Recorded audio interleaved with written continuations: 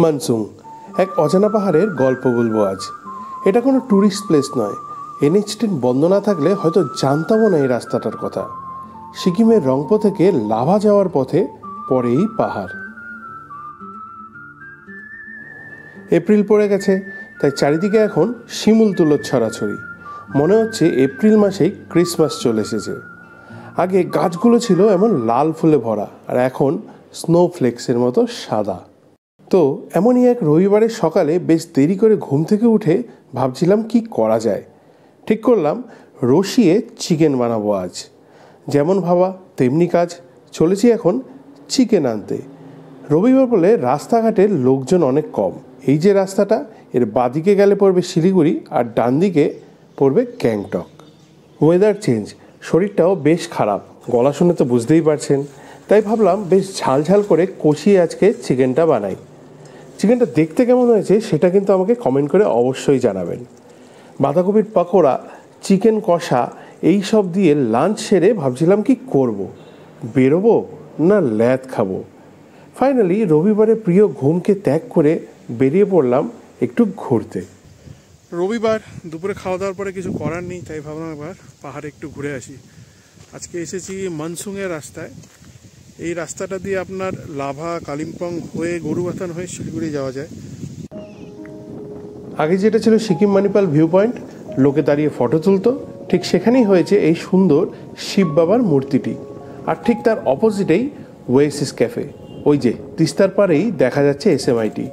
সেই অক্টোবরে ফ্ল্যাশ ফ্লাডের পরে তিস্তার চেহারা পুরো চেঞ্জ হয়ে গেছে।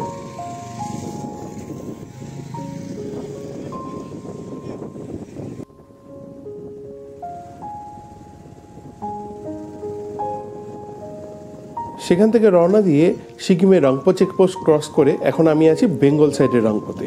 এই ব্রিজটা ক্রস করলেই ওদিকে সিকিম, মানে নদীর ওপারটা সিকিম আর নদীর এপারটা ওয়েস্ট বেঙ্গল। রংপো বসতি ক্রস করলেই এই যে রাস্তাটা বাঁদিকে উঠে যাচ্ছে, এটাই হচ্ছে মানসুং যাওয়ার রাস্তা। NH10 বন্ধ থাকলে এই রাস্তা ধরেই আপনাকে যেতে হবে শিলিগুড়ি। এই রাস্তা ধরে উঠে কয়েকটা টার্ন নিলেই পড়বে এই সুন্দর জঙ্গলটি। এই জঙ্গলটিকে আরো বেশি রহস্যময় করে তুলেছে এই সেমেট্রিটি। এখানে আরেকটু অন্ধকার হলে ভাবুন একবার একা একা আপনি দাঁড়িয়ে আছেন, কিরকম ফিল হবে। শীতের পরে এখন পাতা ঝরার সময়, এখানে বেশ কিছুক্ষণ দাঁড়িয়ে সেটা উপভোগ করলাম। তারপরে আবার রওনা দিলাম।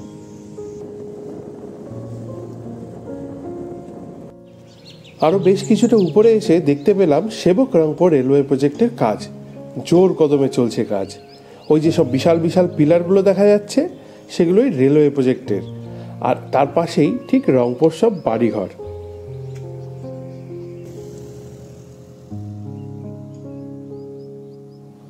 এরপর যে জায়গাটা এসে পৌঁছলাম সেটা দেখে জাস্ট ছিটকে গেলাম। নিস্তব্ধ নির্জন এক জঙ্গল, আর দূরের ওই প্রান্তটা দেখে মনে হচ্ছে কোনো অন্ধকার গুহাতে প্রবেশ করব।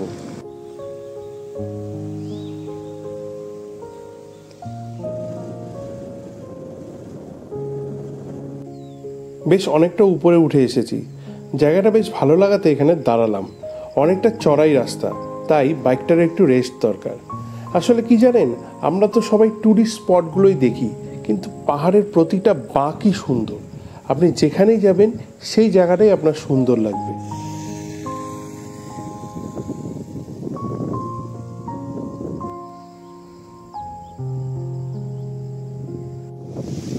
হঠাৎ করে এমন জোরে হাওয়া বইতে শুরু করলো যে কি বলবো, তাই চুপচাপ দাঁড়িয়ে জাস্ট ফিল করছিলাম এইসব ন্যাচারাল সাউন্ডসগুলো।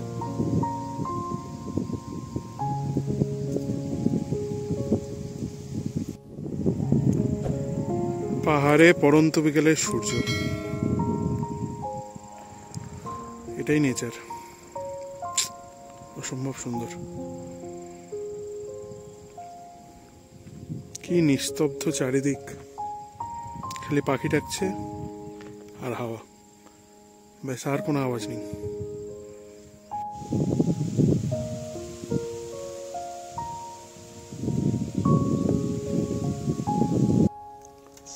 সূর্যটা জাস্ট ডুবলো, ওই জায়গাটা দেখুন, আকাশটা দেখুন কি সুন্দর লাগছে, বিউটিফুল। সেই জন্য ভাবলাম একবার দাঁড়িয়ে আপনাদেরকে দেখিয়ে দিই ব্যাপারটা। একটু আগেই সূর্যটা ছিল, জাস্ট ডুবলো, দারুণ লাগছে। পুরো পাহাড়ে মনে হচ্ছে আমি একা, একটা আওয়াজ নেই চারিদিকে। অনেক উঁচু এই রাস্তাটা, তো এই রাস্তা দিয়ে যখন যেতে হয় তখন মোটামুটি এক্সট্রা আরও 2 থেকে 2.5 ঘন্টা লাগে আর কি। এখন রাস্তাও বন্ধ, কাজ চলছে, মেন রাস্তা NH10 বন্ধ আছে, তো ম্যাক্সিমাম গাড়ি এই রাস্তা দিয়ে এখন যাচ্ছে আর কি। তো এক্সট্রা 2-3 ঘন্টা লাগে, কিন্তু রাস্তাটা খুবই সুন্দর, তাই ভাবলাম একটু কিছুটা ঘুরে আসি আর কি। পুরোটা তো যাওয়া যাবে না, 3:30টার সময় বেরিয়েছি, কত দূর আর যাবো। অলরেডি সূর্য ডুবে গেছে পাহাড়ে, তো জানেন ঝট করে সন্ধ্যা নেমে আসে। তা এখন ফিরবো আর কি, আর বেশি দূর যাওয়াটা ঠিক হবে না অন্ধকারের মধ্যে, এই জঙ্গলে পাহাড়ের মধ্যে। আরেক দিন আসবো, আমার যেটা প্ল্যান আছে সকালে বেরোবো, পুরো রাস্তাটা কভার করবো। সেই দিন আপনাদের পুরো ভিউটা দেখাবো, খুবই সুন্দর একটা ভিউ। এখান থেকে কাঞ্চনজঙ্ঘা খুব সুন্দর দেখা যায়। জানি না, এখন তো শীতকাল আস্তে আস্তে চলে যাচ্ছে, এটা এপ্রিল পরেই গেল, তো আর কাঞ্চনজঙ্ঘা দেখা পাওয়া যাবে কিনা জানি না, কিন্তু তাও ভিউটা কিন্তু খুবই খুবই খুবই সুন্দর হবে। আরও উপরে গেলে আপনি এই দৃশ্যগুলো দেখতে পাবেন। এটা আমি তুলেছিলাম যখন হোলিতে এই রুট দিয়ে আমি শিলিগুড়ি গেছিলাম। আর উপরে যাইনি, কারণ সূর্য ডুবে গেছে, অন্ধকার হওয়ার আগে ফিরতে হবে।